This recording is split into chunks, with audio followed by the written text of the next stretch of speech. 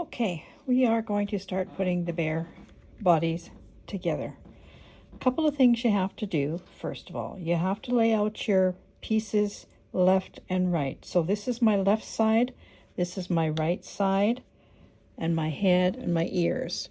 The body is where we're going to start.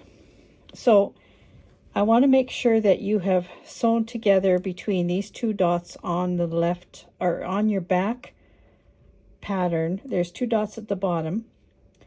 Once you have sewn, you're going to sew like I explained in other videos, you're going to sew the two fronts together at the middle, and then you're going to sew the two backs but leave the opening, and then you'll sew the shoulders and the side seams, and at the very last you sew between these two dots, and that's what gives you the leg openings.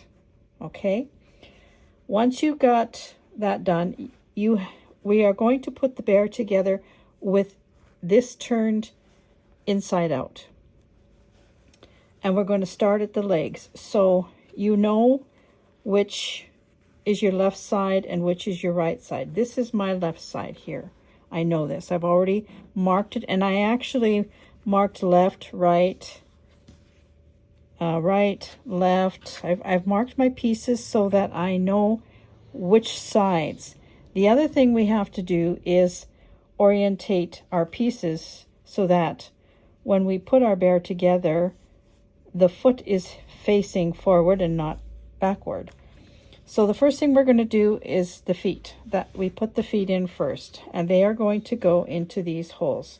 So I'm going to take my left foot, which is this foot, and it's going to go right sides together. So I'm going to put it in this way, but I want to make sure that the leg is going the right way. So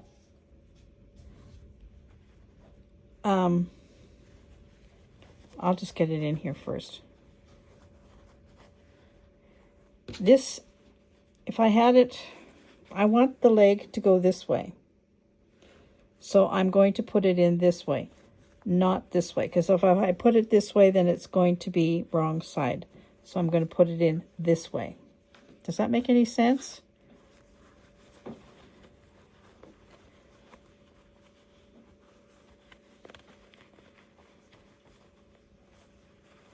So I'm just going to bring my leg in.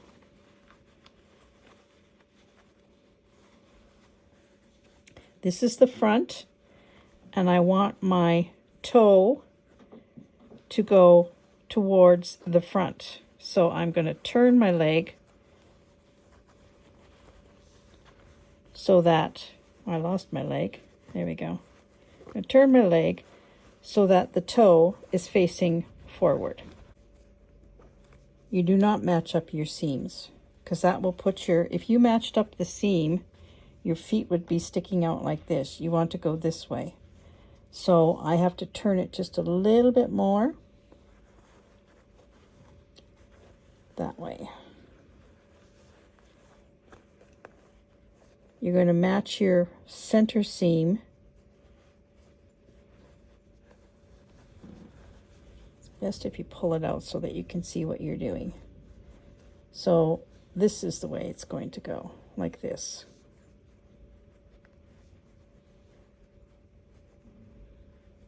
So that's going to get pinned there.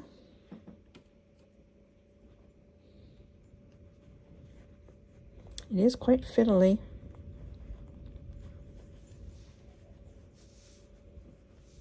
And this is the first time I've done it.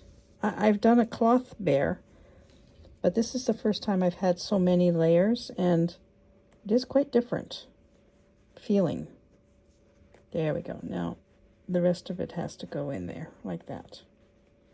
Now my foot is facing completely forward. Perfect.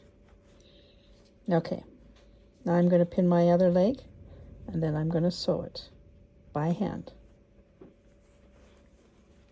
I'm going to sew the first leg in, and I changed my mind. I'm not going to use linen thread. I have this number 40 crochet cotton. It's nice and strong, and it's cotton, so that's what I'm going to be using to sew my bear's leg in. So I'm just going to start at the corner here.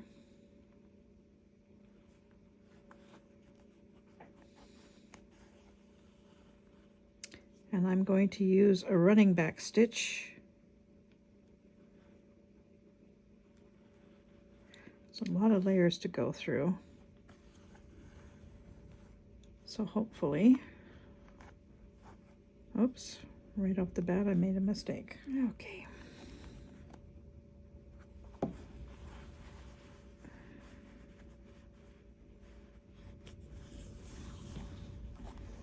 It's a pretty small area, but it's doable.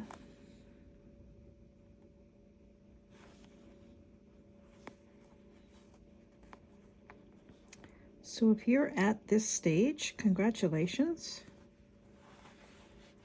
I know this has been a lot of work.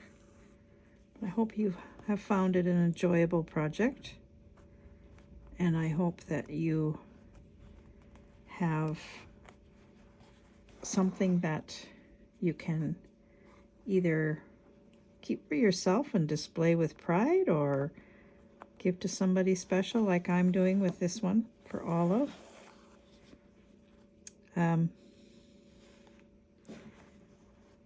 Things like this that are hand done are so precious, and I think most people, well, not everybody likes hand done stuff. I guess that's just the way it is, but I think this kind of thing is becoming more and more favorable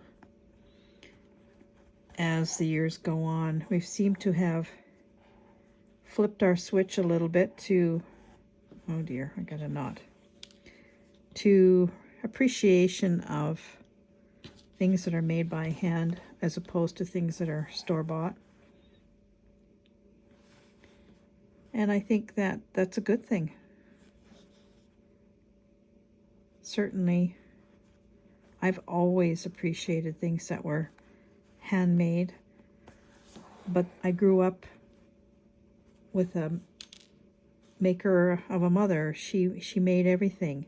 And my dad actually was very much that way too. He made a lot of things as well. He was, both my parents were raised on the farm during the Depression, and their attitude was perhaps old-fashioned in some ways. Some people would think so, but they didn't throw anything out. They didn't waste anything. They made do without a lot of things, and they made things themselves. My dad did a lot of woodwork. He built stuff. He fixed everything.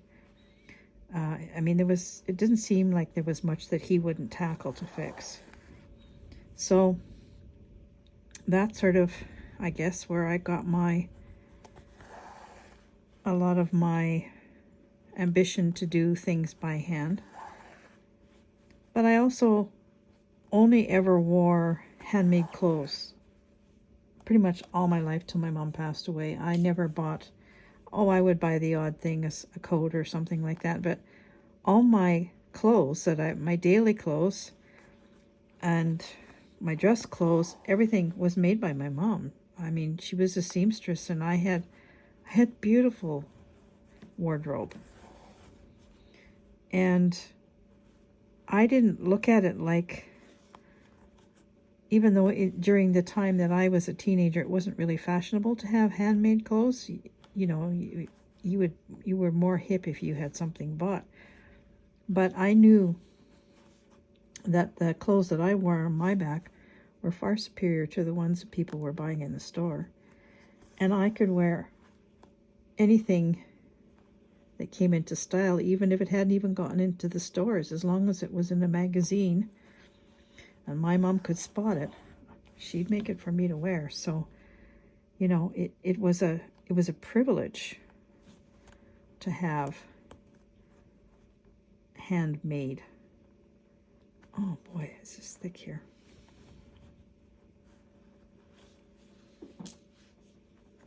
Just want to get my hand in there. Maybe I don't want to get my hand in there.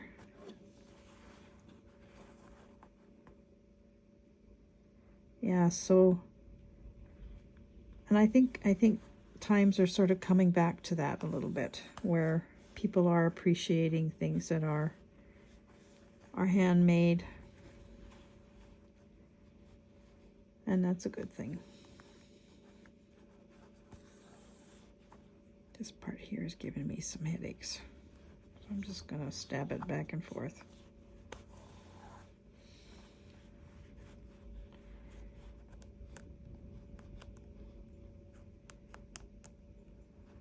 I have a fairly heavy needle because I need one. That's fairly heavy.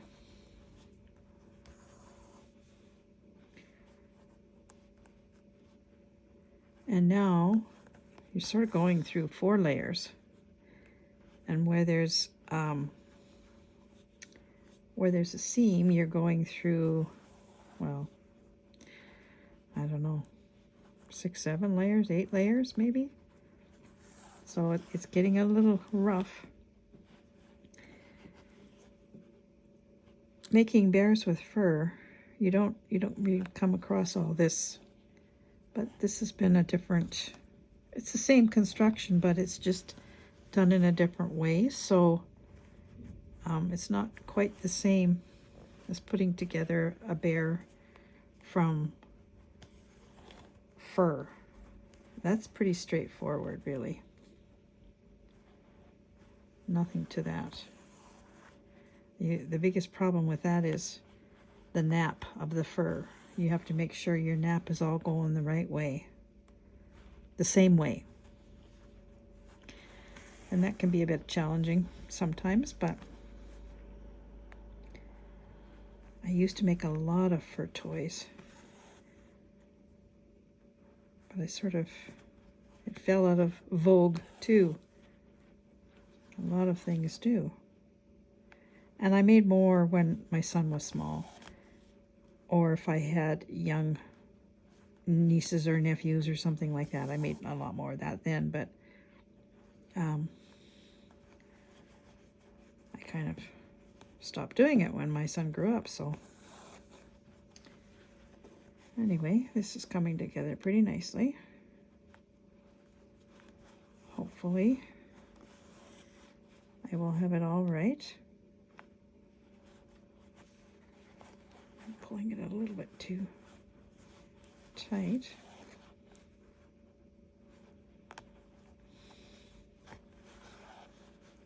It's going to make a nice, durable little bear.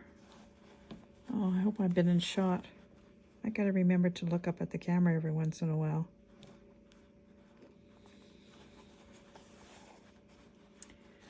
I meant to tell you that, you know, when I show something, like I noticed it, well, I've noticed it in quite a few things that I've shown, but I really noticed it when the last video on the bears that I showed you, the eyes of this bear looked like it had big rings. That's a reflection off of the ring light that's attached to my recording thing here. Those eyes don't have that ring in them, really. That's just from this.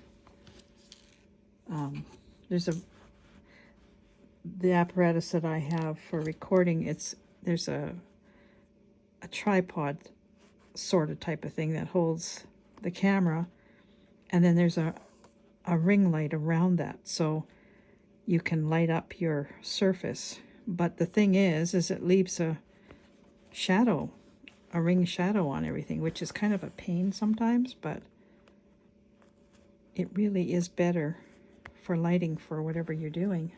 I'm just going to go back now over my stitches a second time, just to give it an extra little, ouch, there's a pin in there somewhere. Oh, there is one. Just to give it a little extra stability.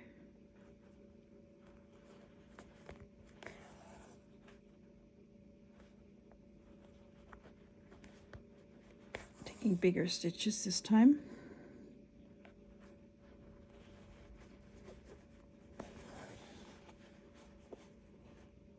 I think that's pretty good actually. So once you get your legs in, you're going to put the arms in next. You do all the extremity pieces first. First the legs, then the arms, and last goes the head. And then you're ready for stuffing. So I thought while I'm doing this, I want to talk to you about stuffing, because there's all kinds of different materials that you can use to stuff your bear. This bear is going to be stuffed with foam chips. I happen to have been in a secondhand place, and I looked down and there was a brand new bag of foam chips, stuffing foam chips, for $2 standing on the floor. So I grabbed it because I knew that I would need it for this bear. And it's probably going to be more than enough for this bear. I'll probably have some maybe that I can use for my Santa as well.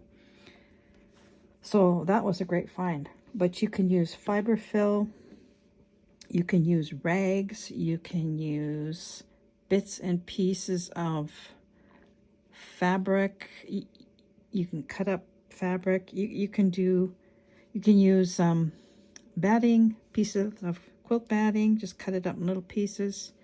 And actually I was thinking, because I've never ever used foam for stuffing before, I don't know how it works. I mean, I know how it works, but I don't know quite how it's going to be. So I'm going to mix some fabric. I've got some rags that I've cut up. I'm going to mix some of that with it. I'm also going to put in my jar of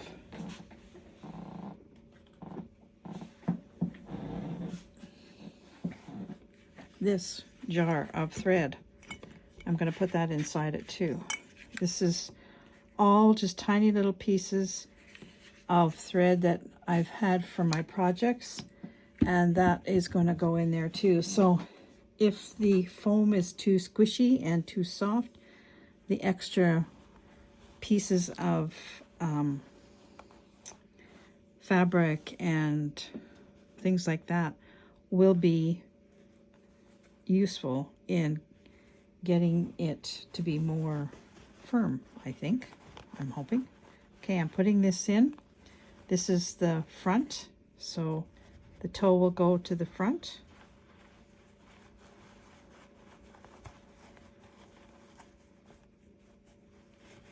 Like that. And we want to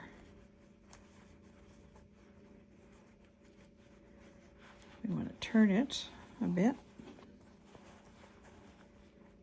Which one have we got here? We're going to turn it this way so that it really faces front. Pull this out a little bit so I can see what I'm doing. There we go. Now I'll push this back down in here. I'm just making sure that the seams are not going to be where the other seams are. They're going to be in the middle.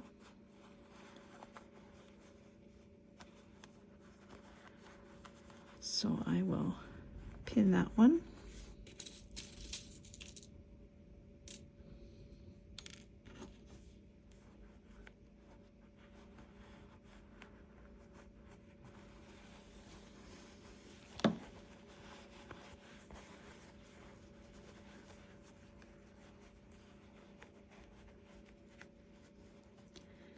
And then I'll pin this one straight across from that one.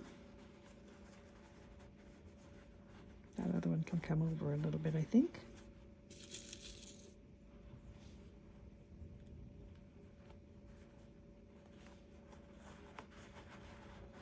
And then I will stretch this out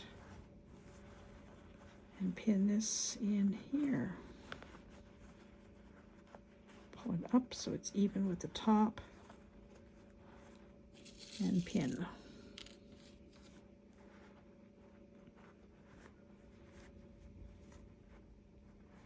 Oops. That. Pull this one so it's even and pin.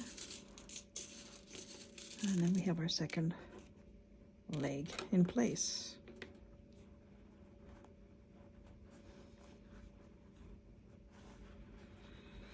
So now I will stitch that in. Now I'm gonna turn the camera off and I'll come back when I've got it stitched in, and then we'll put the arms in. Okay, before I go on to the arms, I just want to show you one more time about the legs. I've brought Pookie up here, and here's his belly, and here are the feet. When you're putting your bear's feet inside of here, you want to make sure that the toe is pointing at the belly, and that the back of the leg is at the back of the leg. If you were to put the leg back like this, it would be at the back. So when you position your legs, you want to make sure that they're like this, that not the heels touching, but the toe is touching the belly part. And also, if you can see here, the seam of the leg is in the middle. It's not on each end like I had. Oh, I'm out of shot. Sorry, the seam of the leg is in the middle of the leg, not on each end. So I hope that that helps a little bit. This bear really needs a new stuffing. It's so loose. But yeah, you want the toe to be pointing to the belly. So if I look in here, I don't know if you can see this, but my feet are right here and my toe is pointing to the belly. So when I open that up and flip that back, hopefully it should be in the right orientation. But you know, you also should check it. I'm always second guessing myself at this point. And I don't feel like turning this all around, but maybe I should, but I'm not going to. No, I'm not going to.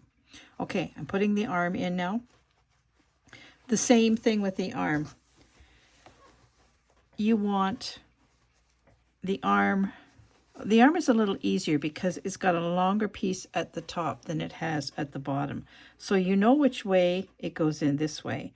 You just want to make sure that the paw is not facing that way, it's facing this way. That's the only difference. So the arm is a little bit easier than the foot, because you can't mix up where you place the dots. You just have to make sure that you don't have it going the wrong way. So I have my one arm in, and I'm going to put the other arm in, and I will show you how I did that. So this again is the front, and I want the front of the arm to face the front. I don't want the arm to face backwards. I want the arm to face forwards. So this part, see, now I'm getting myself mixed up. This is the forward. So I want the arm to go in this way. And actually, you should probably put it in from the back. It gets a little tight in here with all these pieces, but you just have to kind of layer them in there. I'm going to just pull it in like this. There we go. So you want this part, the bigger part, see, it's opening this like this. You want, and the thing about me is I'm having a little difficulty because when I did my fabric for this, I sewed a bunch of scraps together, and I made like a piece of fabric of sewn together scraps. And it's throwing me off a bit because I have so many seams. And that is kind of messing with my head a little bit. My next bear, and probably the ones that you are doing, you won't have that issue because you haven't sewn, maybe you have, but my next bear, I'm not doing that. I'm just going to be layering as a normal slow stitch on top, so I won't have all these seams that are going to be haunting me. So I'm just pushing this in here, the very top, the way you can find it. Fold your arm in half. That's the very top. That's going to go in the seam there. And I don't have my pins here. Why don't I have my pins here? I got to grab my pins. I'm working at my stitching table today. So I'm just going to pin that there. And then I'm going to pull the arm in and down so that I can get the rest in here.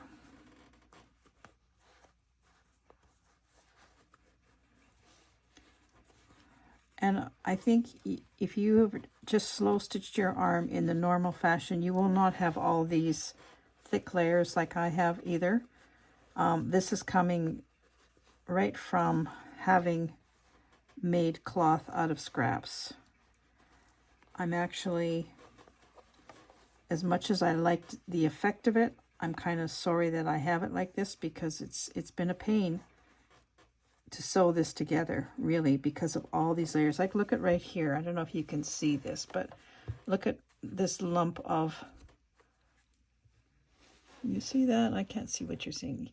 Look at this lump, and that's just because I've sewn all my scraps together with the sewing machine, and I got all these big heavy seams. So those are really difficult to sew through. But this has been an experiment, so I never thought that far ahead when I was doing it this way. My next one won't be like this, because I'm just going to be adding fabric and stitching it by hand. I won't have all these heavy sewn seams, which will be kind of nice. So you just work this in, pin as you go, and then sew it in. And again, I'm hand sewing this together. It'll all fit. You just got to be patient. And as a friend of mine used to say, it's all in the way you hold your mouth. I don't know where that saying came from, but she always said that. If something wasn't going the way she kind of planned, she says, it's all the way you hold your mouth.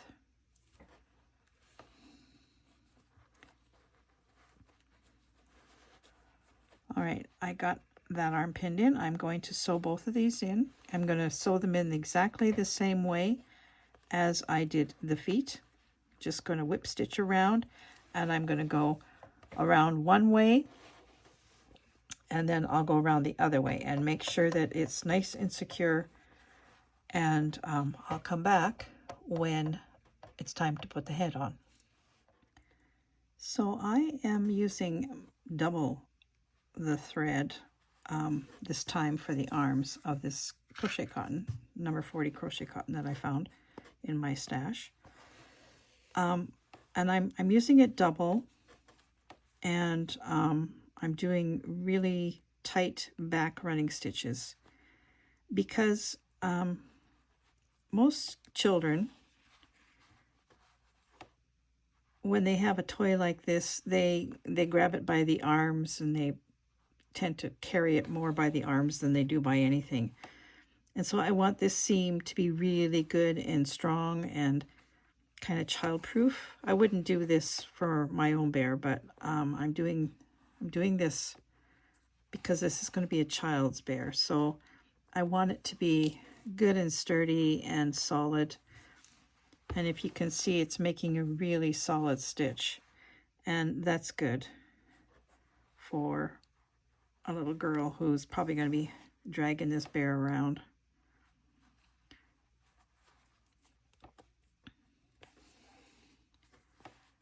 So I'm just taking my time and going through, taking as small stitches as I can in this bulky fabric here that I'm working on,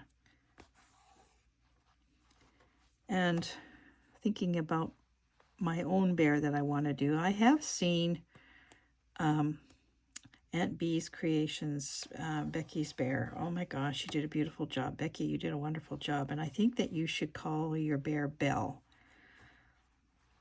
It looks like a bluebell. I think you should call your bear Belle. Anyway, you call it whatever you want, but you did a lovely job. And I know I mentioned that I'm going to start a Facebook page so that we can all share our bears, because I'm going to have another bear that I'm going to work on. And I will do that. I just haven't had the chance to do it yet, and I will do it. In fact, ouch. I will try and do that this week. And I will do a short on my YouTube channel or something in my community page to tell you that I have that set up on Facebook. It's going to be a private group. It's not going to be public. It's going to be private. And you're going to have to answer a question. I guess that's how they're set up to get in. So just to forewarn you. But you will all know what the answer will be. I'm not going to tell you, but you will all know what the answer will be. So share your bears or anything else you want to share, really, whatever you're working on. Let's have some chatter going on. I have so many projects on the go, but I really, I started that Santa as well, the Slow Stitch Santa, and I really want to do that, but honestly, I don't know if I'm gonna, well, yeah, I'm just gonna make the time. I just have to make the time. Just see, once the garden is done, and I think I've only got a few more hours of garden work, and then I'm free from that. So then I'll be able to concentrate more on some of these projects, but I also am doing my Christmas knitting, and that's taking quite a bit of time because I got a long list again. And I don't think I'm going to get to doing that piece that I bought to do for my son, that advent calendar with the stag on it. I don't think I know I'm not. I don't think I'm even going to start it. That way there's no pressure on myself to finish it. I will give him something. He has other gifts that he's going to be getting from us. So I will work on that next year for him. I can't do it all, and I kind of put too much pressure on myself at this time of the year, thinking that, everything has to get done. And in a normal year, I would have had a lot of this stuff, a lot of my knitting done, because I would have done it all, but I couldn't this year. I mean, I wasn't able to knit so for quite a while. So it put me behind. And even now, I find I can knit for about 20 minutes, and then I have to stop because my arm starts to hurt. So, it's slowed me down quite a bit. And the people who I usually make for Christmas, they know this. I don't have to explain anything to anybody. It's just I'm hard on my own self when it comes to this stuff. I put really high expectations on myself, and I have to quit doing that. So Olive will get her bear, and I also have made her bear a little blanket. And I'll show that to you right now. Remember I said I was going to crochet her bear a blanket? Well, I did. I crocheted Olive's bear a little granny square blanket. And I know it's overkill, but I think I actually made it a sweater too. Oh gosh. I just don't know when to quit. And I have a little ornament for her for the tree as well that I've cross-stitched. It's a little angel. Hold on, I'll go get it. The little angel on a moon with holding a pretty star. So this is going to be for Olive as well, for the Christmas tree. So yeah, Olive's she's getting the majority of everything this year. But it's so nice to do things for excuse me, for little girls. So I'm actually thinking of taking a train trip to Winnipeg. We haven't been in Winnipeg this year at all because of my arm and all the trips we've had to make the other way. And I haven't seen, well, we've seen our son, you know, on video, but we haven't actually been there. Look what happened here. Oh, doesn't this just drive me nuts? And I haven't had, you know, I haven't visited with my friends and my brother and his family, stuff like that. So, and Gary's really tied down right now. He can't go anywhere. He's got confirmation classes that he's doing, and he's got meetings, and he's busy. So, and we only have one car. So if I took the car, he's kind of stuck. So the train is right here. I mean, it's half a block away. And we don't have a station anymore, but the train stops on the highway, and a man comes out of the train, puts a stool down, takes your luggage, helps you up on the train, and away you go. And it's a 3.5-hour train ride to Winnipeg from here. Oh, this is driving me crazy. What did I do this for? There we go. So I'm thinking of taking the train, just getting on the train and going for a week. And I would go for a week because the train schedule, it doesn't go, the train goes every day, but not the passenger train. It's mostly a freight train. The passenger train goes north to Churchill, and then, or it goes south to Winnipeg. So, I mean, it goes beyond Winnipeg too, but I'm only interested in going as far as Winnipeg. So the schedule is, it comes through going south on a Saturday and comes back going north on a Sunday. So I would have to stay a week, which is fine. I would just stay with my son, and maybe I'd stay a day or so with my brother. But I think it would be kind of fun to take a train. I haven't been on a train since I was about 10 years old. In fact, funny story. When I was 10, my cousin and myself, my cousin, she's the same age as I am, her and I went to Edmonton by train with our little brothers, who are 3 years younger than us. No parents. I'm just doing this over a little bit here. No parents. They put us on the train, and we went coach to Edmonton. I don't know. It was at Easter time. I remember that, but I don't know why they did that. It's crazy. Can you imagine now putting your 10-year-old on a train to go 900 miles away on a 2-day train ride in coach? Oh my gosh, how times have changed.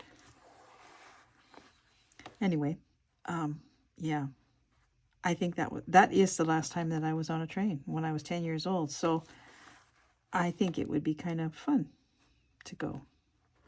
Of course, I would take my knitting or something to do on the train. I don't even know what coaches look like anymore. Our son came out a couple of years ago for Christmas on the train because he doesn't drive. And he said it was quite enjoyable. They gave him coffee, and because it was Christmas time, they gave him treats too. And he said there was hardly anybody on the train. He said he was pretty much on there all by himself. And he said the steward was forever coming and talking to him and stuff like that. So yeah, I think it would be kind of fun to do that. Okay, I'm going to end this off here. I just broke my nail. It's got a catch on it.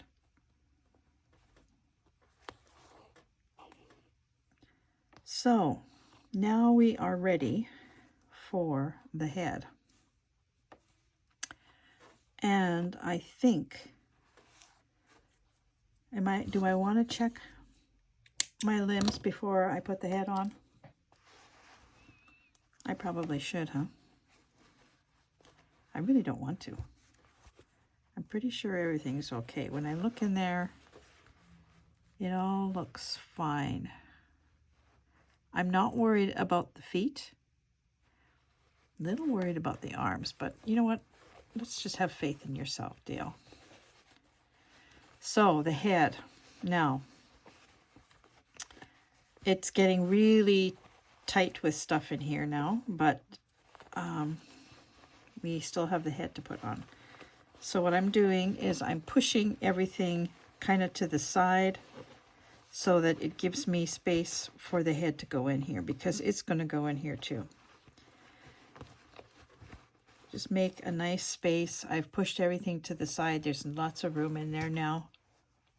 You probably can't see, but there's lots of room in there now for the head. So the head also goes in right side. Now we have to make sure, where's Pookie?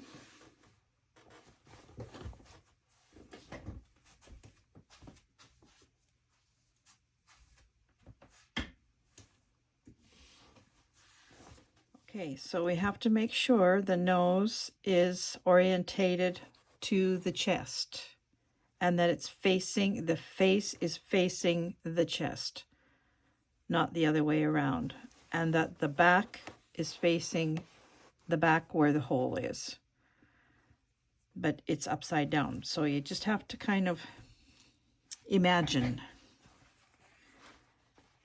So here's the front of my head. And here's the front of my body. This is the neck.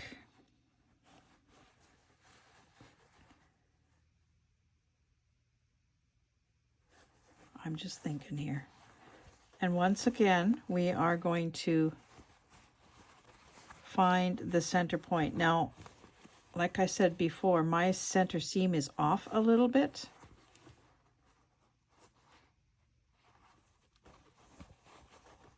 Or is it? No, it's all right. And I'm actually going to cut this off. The pattern has this to go down into the back, but I find it kind of a pain in the butt. So I'm going to cut it off. I'm just going to get my scissors and cut this flap off. I'll leave a little, but I don't need this much. This is just distracting. Okay, I've left a little bit. So we're going to fold this in half so we know where our back center is and our front center is. That's important to know.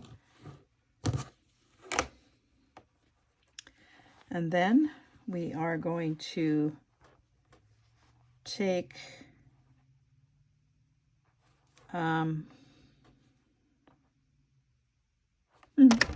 whoops, sorry, didn't mean to jiggle you like that.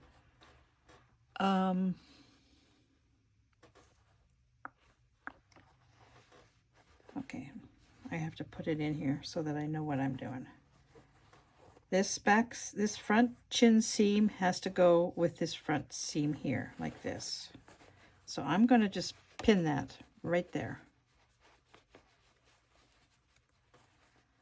I should have a bigger pin.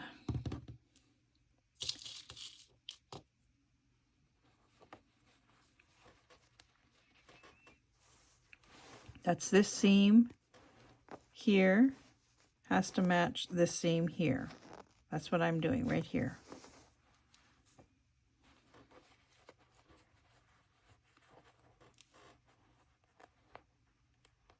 I should have a bigger pin than these little ones, but I don't feel like stopping again. Okay, so now I can put the rest of it in there.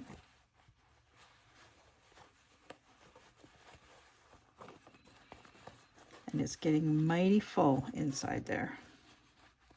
Actually, if you're making the 18-inch bear, it'll be a lot easier for it to do than this 16. And again, mine is very bulky because of the fabric that I made for this project. Okay, you've got that center seam. Work your way around and get it all nice and even and pin.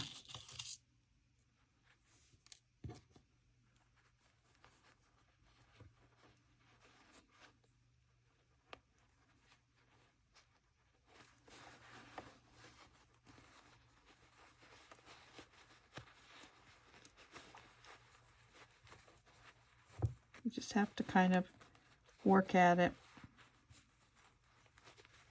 fuss with it a little bit. It will all fit.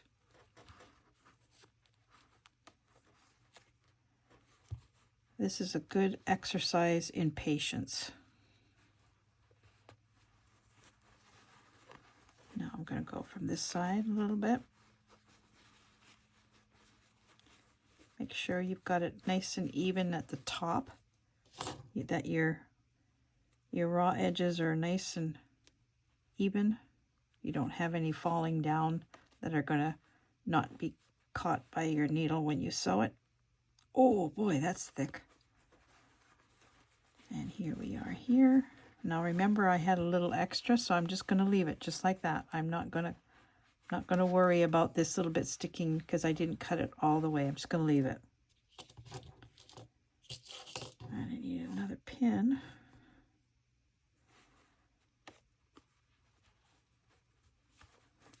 I'm really looking forward to stuffing this bear. Because once you start to stuff, you really see your character. And when you put those ears on, that makes a difference. Okay, so my head, see, my head is all attached by pins. Now I will stitch that in, and then we will turn it over and see what we have. So I'm going to turn the camera off and stitch the head in, and then we'll see if we've done it right. Okay, we're going to turn this bear right side out. Hopefully it's the way it's supposed to be. So we're going to push it all through this opening here. Wish me luck that I did it all right and I'm not going to have to rip things and do it again. And here again, you're going to have to take your time and pull this stuff out a little at a time. You've got a very small opening here to get all of this through. But there's a bear waiting to come out.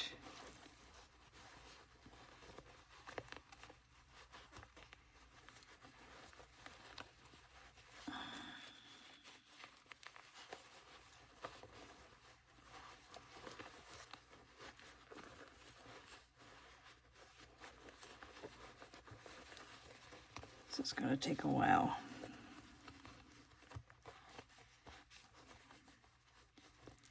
Just go easy with it.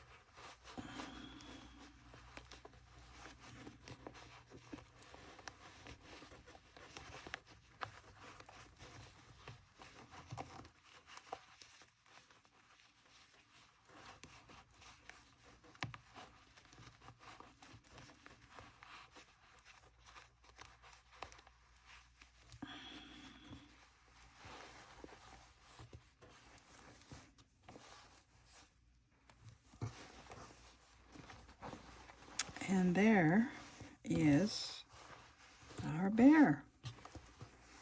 And everything is the way it's supposed to be.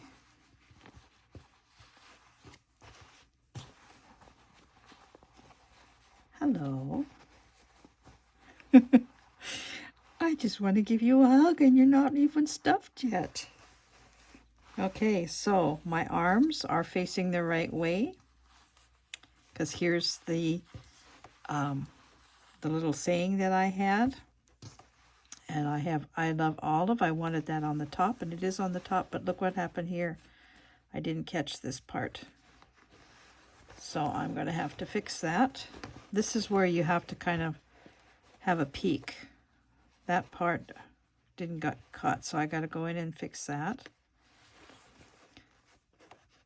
That's where the doll's going to go.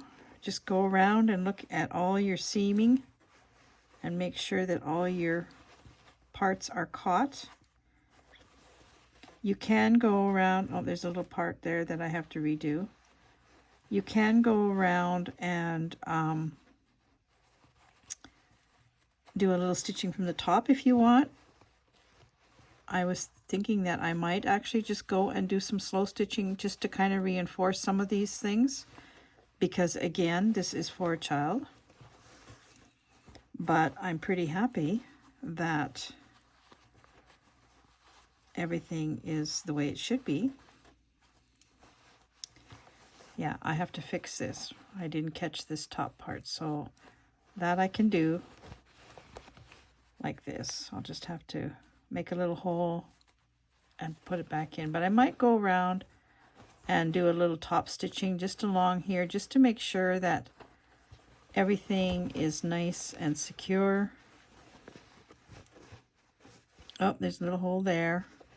So yeah, if I had done it with a sewing machine, I would have caught all that, but I did it by hand. So yeah, I'll just have to go around and fix the little pieces that are sticking out. And some of that is because of the way the fabric was. The fabric was pieced. So, you know, some of the pieces didn't go all the way to the end. So like here, this is caught, but not this part, because it was the where I caught the fabric, where I pieced the fabric. So I have to fix that. So there's little spots here because of the way that I did it, the way that I made the fabric. There's a few little areas, but it's not bad. I can fix all of that now with a little bit of slow stitching. But the next video, this has been way too long. So the next video, we're going to stuff the bear and gather up all your yarn.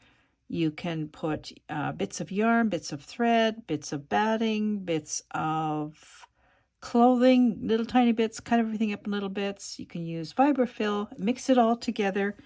The more different kinds of stuffing you have, actually, I find the better the stuffing is, because if you use all one thing, it tends to clump up. But if you use a variety of things, it doesn't clump up as much. So there we go. The bear's put together. Good luck with your construction, and I will see you for the last video, probably. All we're going to do is stuff and put the ears on. My bear has a few little additional things I'm putting on. So maybe the next one will be the last one. Not quite sure. Thank you for watching. Have fun. And I will see you soon.